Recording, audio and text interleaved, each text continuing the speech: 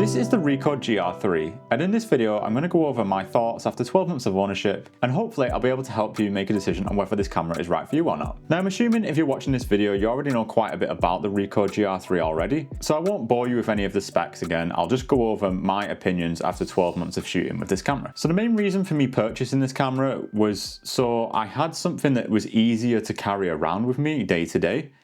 At the time I was using the Fujifilm X-T5, but I was just looking for something that was a little bit smaller and a little bit less intrusive day to day, something that you can just slip in a bag really easily and just pull out whenever you need. And yeah, every time I did a quick Google on this of what a good everyday carry camera was, every Google search would lead me to the Ricoh GRiii. So I did eventually decide that I wanted to pick one of these up, but I was originally trying to get the GR3X, but because I'm an impatient bugger, I couldn't find one in stock anywhere, so I just decided, sod it, I'm just going to get the GR3. Now this did initially raise a concern with me because I didn't really shoot very wide at that point in time.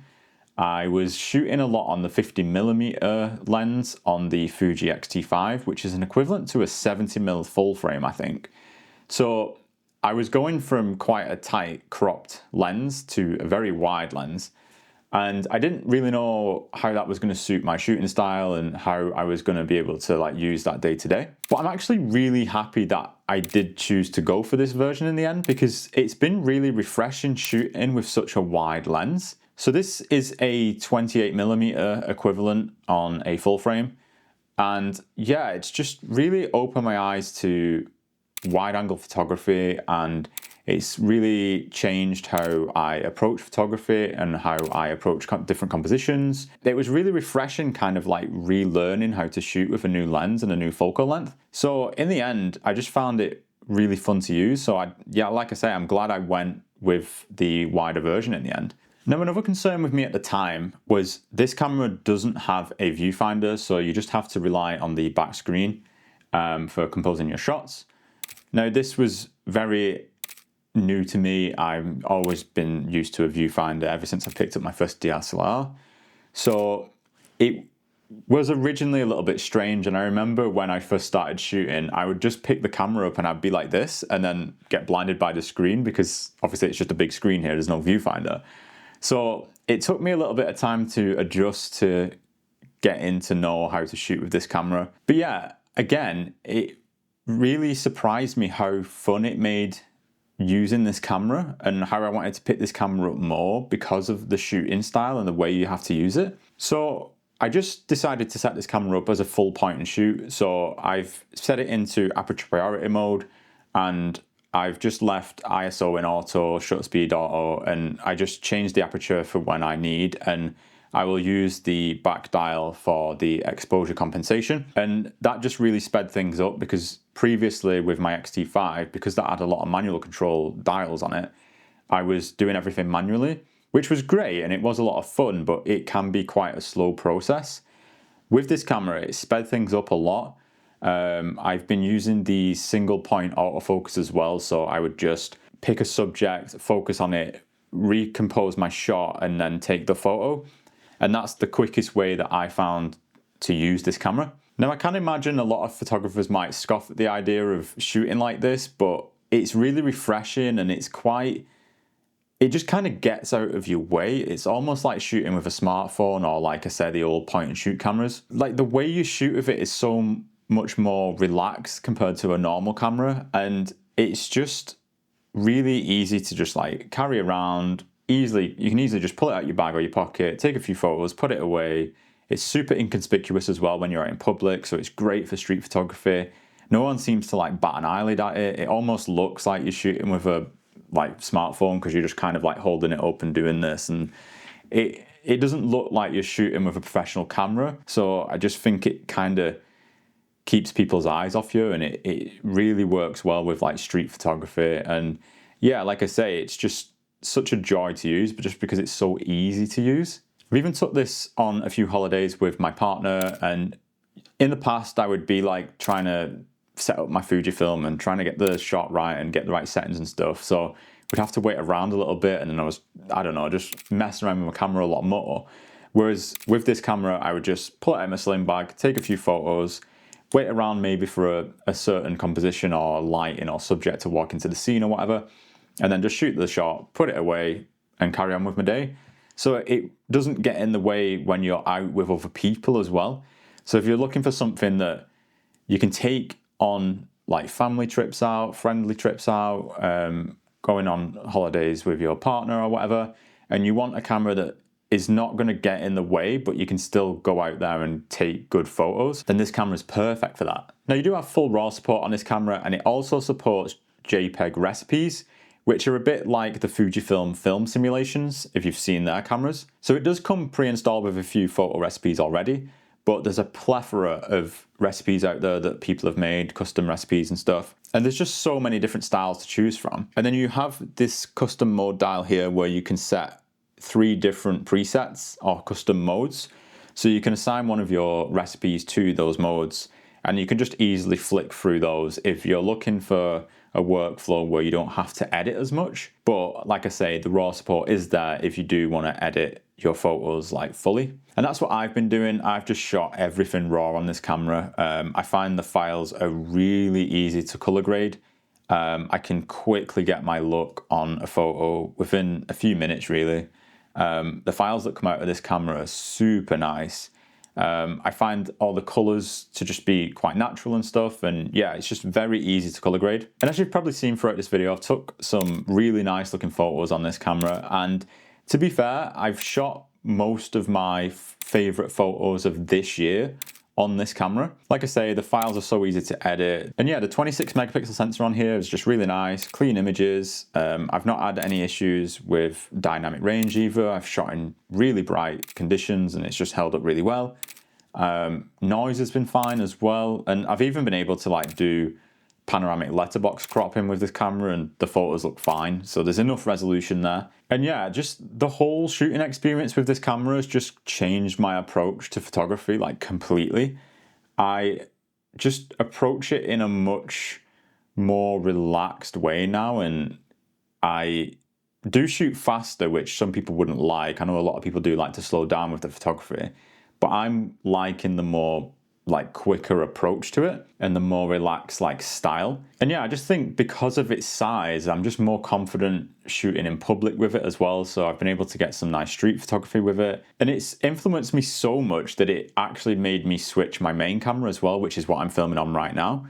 I ended up going for the Lumix S9, which is a very similar camera to this because it's a small body, it's got a large sensor, no viewfinder, it's kind of quirky, but I've loved that camera as well, and I love shooting on that. So yeah, this camera has influenced and changed my photography quite a bit, and I'm just so happy that I ended up buying one in the end, because yeah, I know gear doesn't change your skill set or your photography, and maybe I would have seen those photos eventually if I'd kind of looked for them.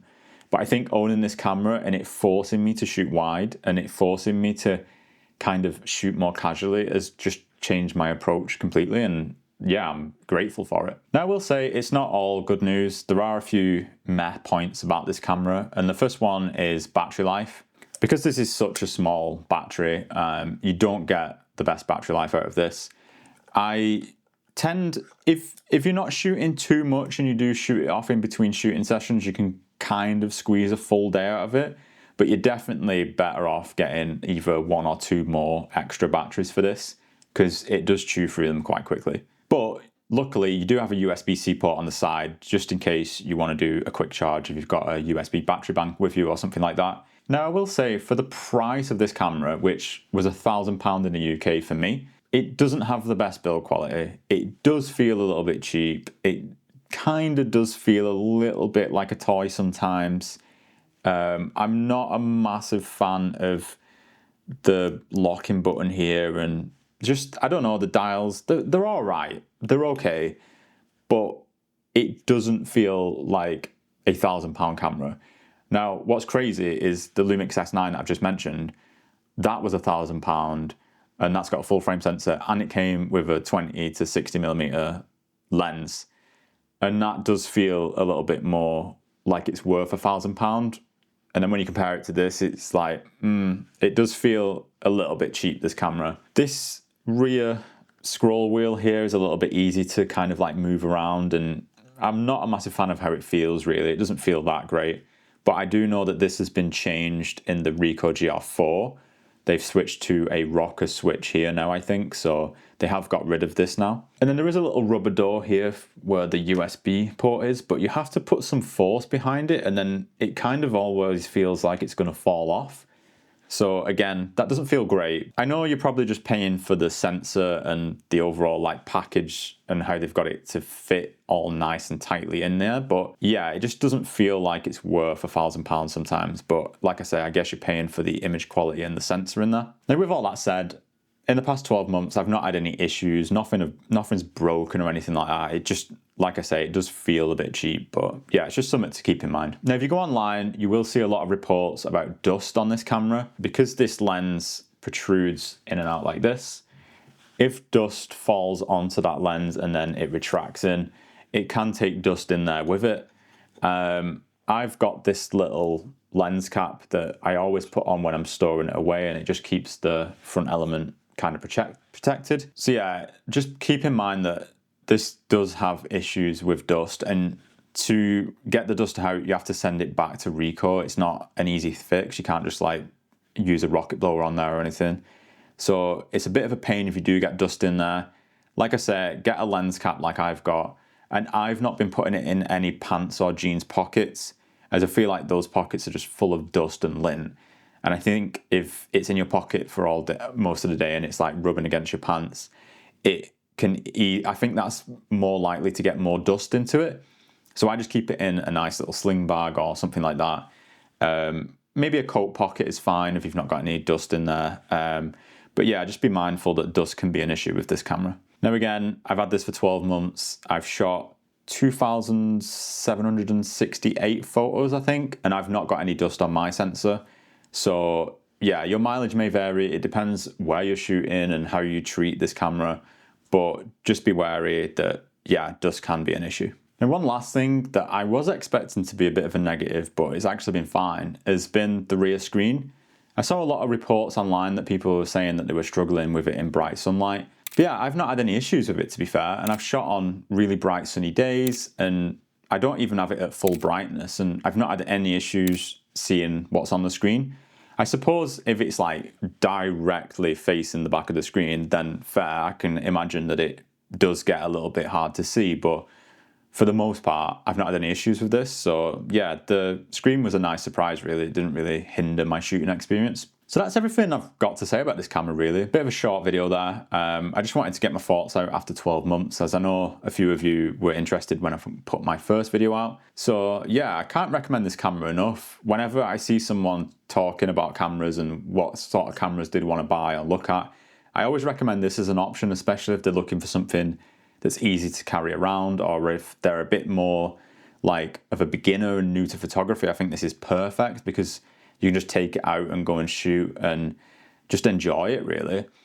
I know it doesn't have any upgradability, so you can't add other lenses to it in the future and things like that, but I still think it's a great option for people who are looking to keep things simple, have something that's easy to put in your bag, almost as easy to carry around as your phone basically. So yeah, I can't recommend these cameras enough really. Now the Ricoh GR4 is out now, so if you are looking at one of these, I'd probably look towards that.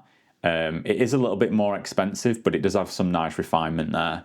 Or you can always pick up a GR3 used if you can find one for a good price. But after singing all of its praise, I think it might be time for a new camera for me. I'm on this mission to find a camera, like an everyday camera that can do both video and photo.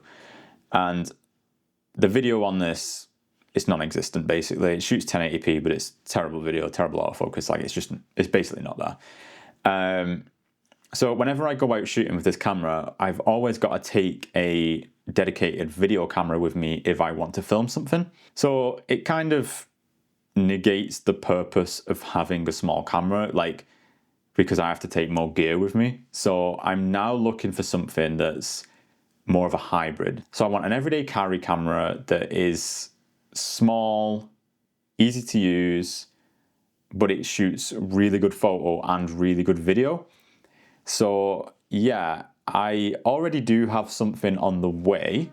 So if you want to see what that is, do consider subscribing. Leave a comment below if you have any guesses of what that camera might be. I'm quite excited to try it out, and if it works out well, I think it's going to replace this camera and my Osmo Pocket 3. So I'm going to be getting rid of 2 cameras and just having the one, so I'm consolidating my gear a little bit. So yeah, like I say, if you want to see what that camera is, stay tuned, do consider subscribing. Leave a comment down below with your guesses of what camera I might have next, or leave me some suggestions that you guys might have on some good hybrid everyday cameras. And yeah, I'll catch you guys in the next one.